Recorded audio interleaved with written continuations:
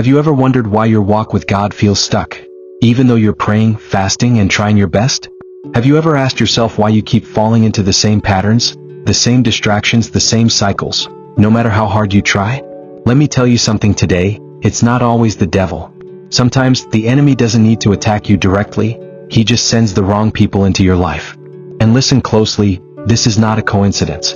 God brought you to this video because some relationships in your life are either blocking your destiny or pulling you away from Him. Proverbs 13 verse 20 says it plainly.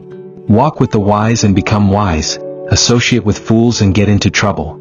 The people you call friends are either helping you walk closer to God or silently pulling you away from Him. And today we're going to expose 5 types of people you should never make friends with, no matter how harmless they seem. Number 1, the constant complainer.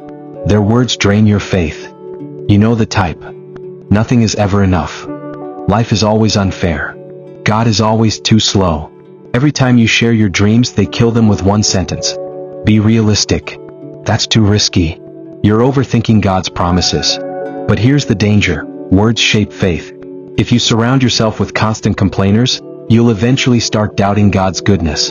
Instead of building your faith, they plant seeds of fear, frustration, and bitterness. The Bible warns us in 1 Corinthians 15 verse 33. Do not be misled. Bad company corrupts good character. Some of you are battling unbelief today, not because you stopped praying, but because you've been sitting at the table with people who speak against what God already promised. God told Abraham he'd be a father of many nations. If Abraham had spent his days listening to complainers instead of trusting God, he would have laughed his promise away.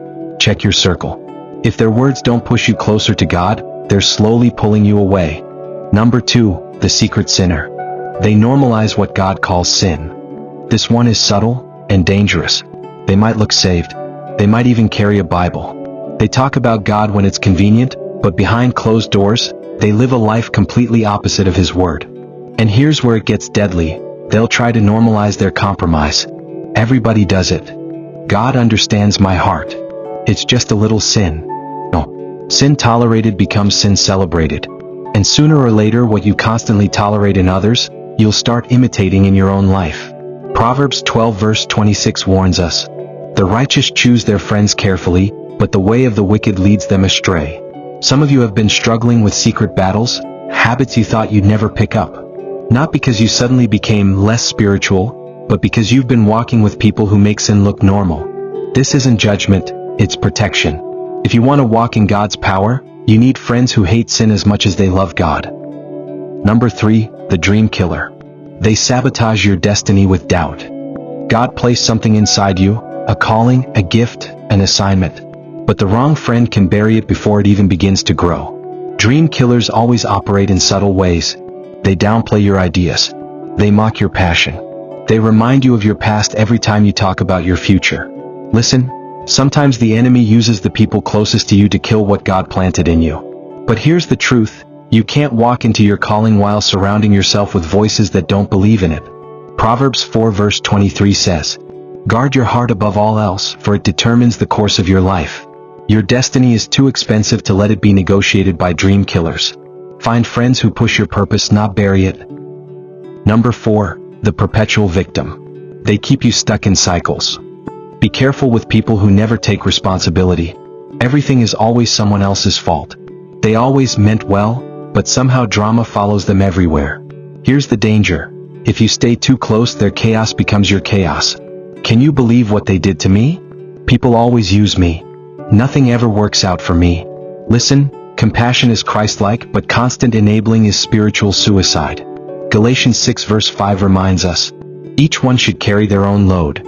When you're tied to people who refuse to heal, you'll end up bleeding too. God cannot fully elevate you while you're entangled in cycles He's trying to pull you out of. Asterisk section 5, the godless influencer. They lure you away from your first love. This one is subtle and deadly. They don't necessarily hate God, they just don't care about Him. And slowly, without even realizing it, you start skipping prayer and neglecting scripture, compromising values you once stood firm on. Psalm 1 verse 1 gives us a prophetic warning. Blessed is the one who does not walk in step with the wicked or stand in the way that sinners take or sit in the company of mockers. The enemy knows he can't make you abandon God overnight. So he surrounds you with people who make you comfortable living without him. But hear me, if God isn't at the center of your closest relationships, those relationships are already leading you away from him. Choose your circle, protect your calling. You don't need 1,000 friends. You don't even need 100.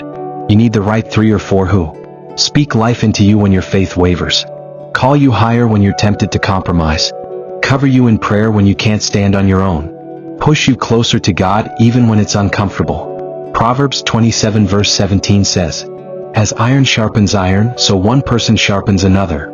Some of you need to pray a bold, dangerous prayer tonight. Lord, expose every relationship that isn't from you. Cut off every voice that doesn't align with your purpose for my life. Because here's the truth, your circle shapes your destiny. Choose wisely.